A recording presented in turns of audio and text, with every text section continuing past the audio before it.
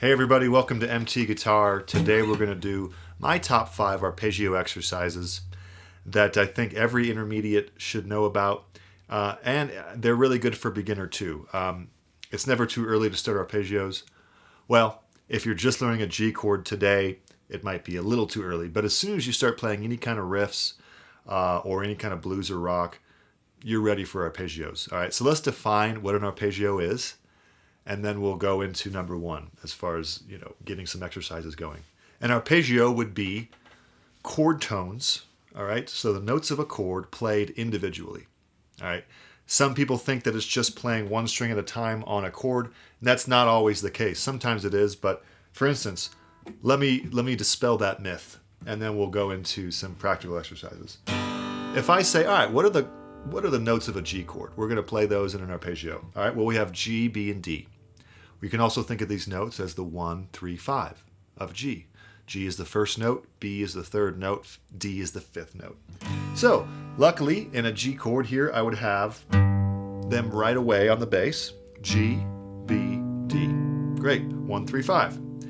Can I just keep going? Maybe not, right? Because once I do the bass, then I'd have third string open, that's G. Second string open, that's B. Next would be D. But alas, the first string is not a D, it's a G. So we'd be skipping the fifth, so it's not really a clean arpeggio anymore. It's just playing a G chord one string at a time, which is also cool. Nothing wrong with that, but if I wanted to do an arpeggio, I would have to throw in the 3rd fret second string because that's a D, so I'd play it like this. Okay, so that would be how you would do that. Now, I don't love to start with open chords for the simple reason that it's not movable, right? We have to memorize this unique G pattern here that's open with open strings. I like to go with movable positions so that we can basically take any root from any bass string and play arpeggios, whether or not it's G or C or D or A or E, okay? Now, that being said, we know that an arpeggio is 3 notes if it's like a G chord or if it's a C chord, right? Here's a C chord, C, E, G, 1, 3, 5. And then I would just keep that going. Okay, so those are chords with 3 notes, whether it's a G major or C major. But what if we have a 7th chord? Now we have 4 notes. So for instance, if I have a D7, okay? I would have 4 notes that I can play. I have the D, the 1, F sharp, the 3, A, the 5, and then C, the flat 7. So I could try to do it open. It's kind of a hassle, actually. It's also not movable, so I might want to do it here. 1, 3, 5, flat 7. So I'm going to break down how to do that. This takes me to the next point, which is it's very important for blues to know dominant 7th arpeggios. You can't go wrong knowing your dominant 7th arpeggios all over the neck for both the 1, 4, and 5 chords of the blues. So the first exercise is going to take a diatonic pop progression. What do I mean by these fancy words? Well, diatonic means if I have a song in the key of G and I have some chords going on, let's say I have a 1, 6, 4, 5, okay? That would be completely diatonic, meaning in the key of G. All 4 of those chords are completely in the G major scale, in the G major key. So I would want to start my first exercise by playing all 4 of those chords with just 1, 3, 5s, all right? And I'll start with the bass, but you'll see it tabbed out on the Patreon with a study guide. Check that out. And I'm going to do it all over the neck a little bit on that study guide. So check that out. Great way to support the channel at the $5 level for your study guides. But if I just start with the bass, nice and simple, 1, 3, 5. And then E, 1, 3, 5. C, 1, 3, 5. D, 1, 3, 5.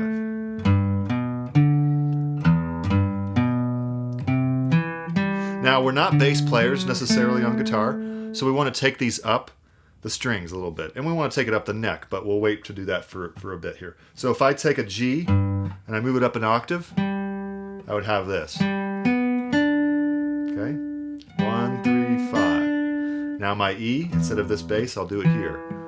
So maybe I'll do the G with the pinky so that I can easily access the E. Now E, like that. And then C. Okay, again.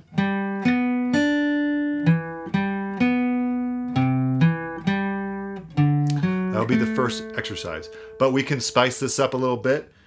This will still be the first exercise. We can spice it up with the root at the top. So 1, 3, 5, 1.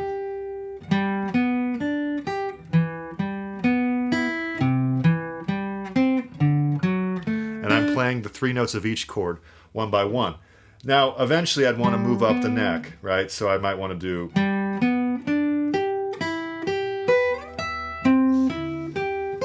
But I wouldn't recommend starting there.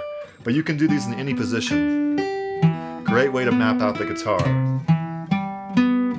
Oops. Right? And then eventually I can start improvising with these and changing the order, starting on different notes. So that's something to work towards. But if I went...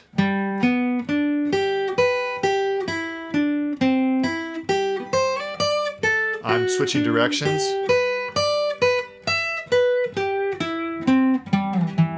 I'm making music with it. I'm still only doing 1s, 3s, and 5s, but now I'm going up or down as much as I want to in all the areas of the neck. So that's something to work towards by finding your 1, 3, 5 of each chord all over. There's a 1, 3, 5 there. 1, 3, 5 of E minor. 1, 3, 5 of C. 1 through 5 of D in this area of the neck. So that's something that you can check out on the study guide, and it should map it out for you. And it's something that can be something you work towards. You don't have to get it all memorized in one day. That's arpeggio exercise number 1. Now we're actually going to come back to that progression and make it a little more advanced, but we need to jump to the blues. The blues, you can't stress enough as a student of the guitar and of music. Guitar wouldn't be what it is today without the blues, right? It is the precursor to rock and roll, which is the precursor to rock. It sort of came right around the same time as jazz, right? Blues and jazz.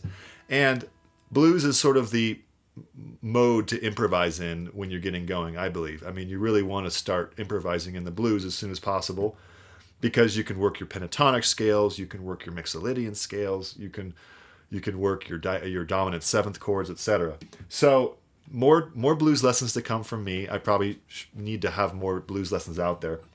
Let's say we do a 12-bar blues in A, and you would have your 3 chords, right? Your 1, 4, and 5 chords. All right, A7. I kind of play them like this because I've spent enough time in a jazz program to where these bar chords got beaten out of me, right, so to speak. So you can play your A7 like that or like that. I play it like this. All right. It's just a thinner, kind of more efficient way to play it. And then D7, again, I started playing it like this, but I usually play like a D9 or you can play it open here. You can also do this, which is like a C7 up a whole step. Either way, they're all D7s. A D9 is an extension of a D7, so hopefully that makes sense. I can explain more about that later. And then E7. All right, again, here's an E7. Here's an E9, here's an E7, here's an E7.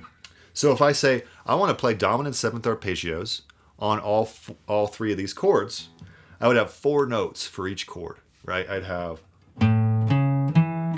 1, 3, 5, flat 7 for every chord. So A, C sharp, E, G. That's the 1, 3, 5, flat 7. D, we do the same exact pattern down a string. 1, 3, 5, flat 7. E, we're going to do pinky on the root. 1, 3, 5, flat 7. So here's the arpeggio. It's going to be 1, 3, 5, flat 7. Then we come back down. So it'll be again.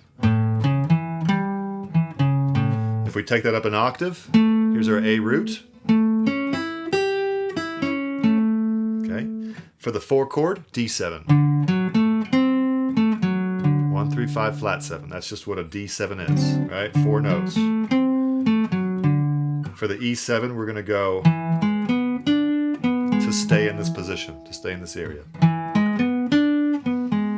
Okay, so all together, we're going to do a 12-bar blues, A7, D7, A7, A7. I'll have it written up here. All right, so try it out with me. 3, 4. Back to A7 here. 4 chord. Back to 1 chord. 5 chord.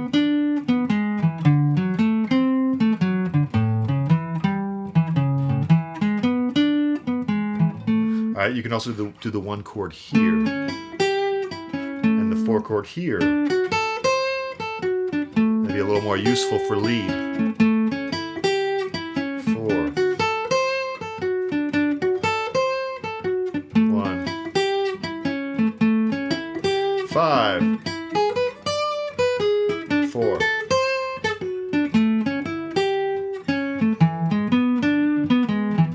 And having that ability to do that everywhere in every octave is huge, because these are just the 4 notes that are happening in the chord.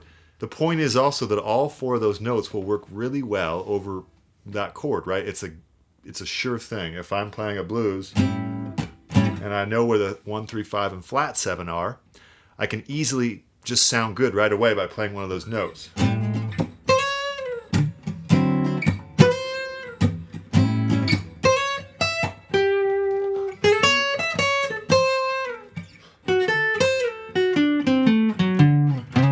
Those were only arpeggio notes.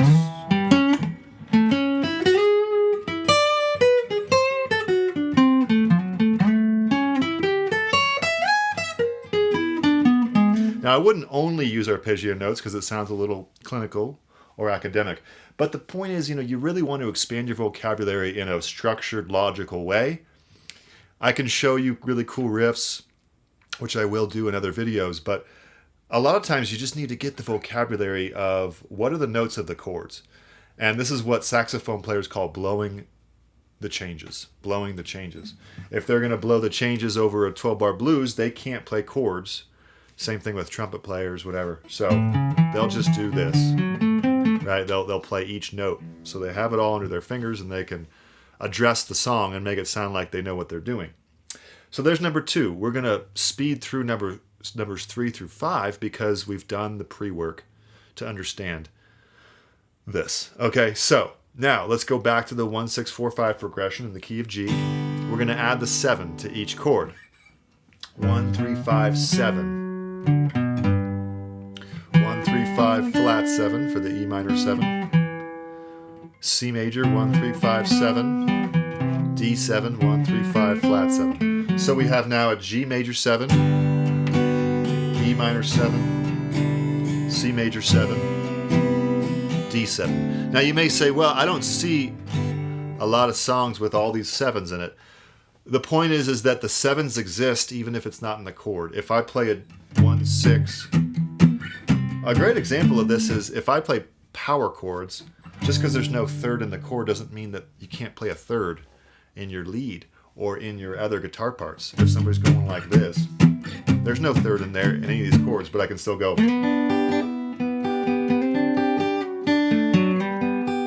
So, same thing with the 7. We might just be playing straight G, E minor, C, D, but there is a 7 in each of these chords, not in the chords, but in the possibilities of guitar parts, right? We can say, all right, well, we all hear these cool lines and wonder what's going on. A lot of times they're just adding a color.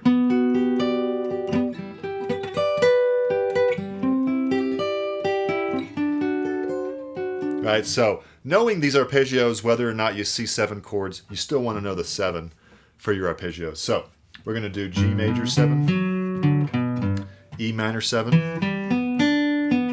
C major 7, D7. One more time.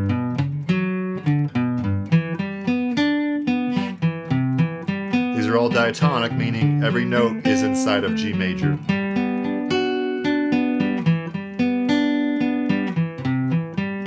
Notice how I'm letting the notes ring out, kind of a cool thing you can do.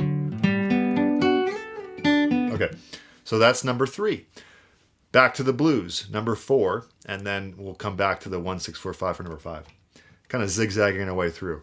Number 4 would be adding a ninth to all your dominant 7th blues chords. If you have this down, or this, right? Now you add the ninth. So you do.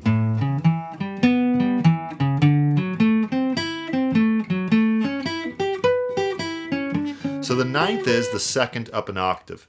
And we stack chords with thirds. 1, 3, 5, 7, 9, goes all the way to 13. Once you get to 15, it's the octave up, twice. So 1, 3, 5, 7, or flat 7, and then 9. We're just making a ninth chord.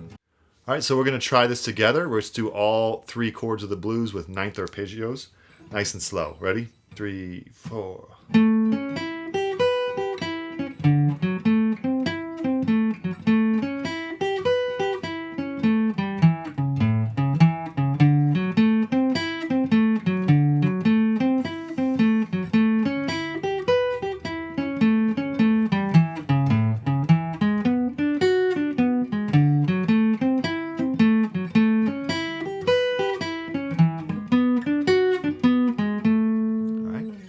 Number 5 would be major, the G major progression with ninths added. So we're going to do 1, 3, 5, 7, 9. Okay. Now the E minor 9. We're just adding the ninth note of each chord. So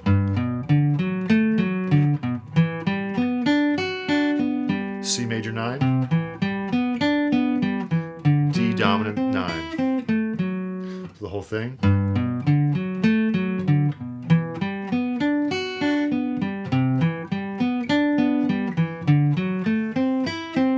All right, I made a little loop. Let's see how it sounds with ninth arpeggios going up and down the fretboard a little bit. I'll kind of improvise in how I go up and down. Ready? 3, 4.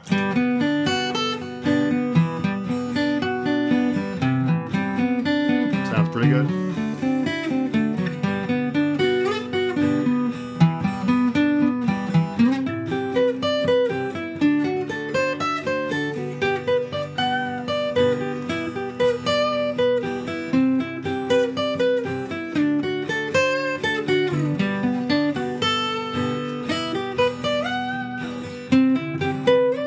Right?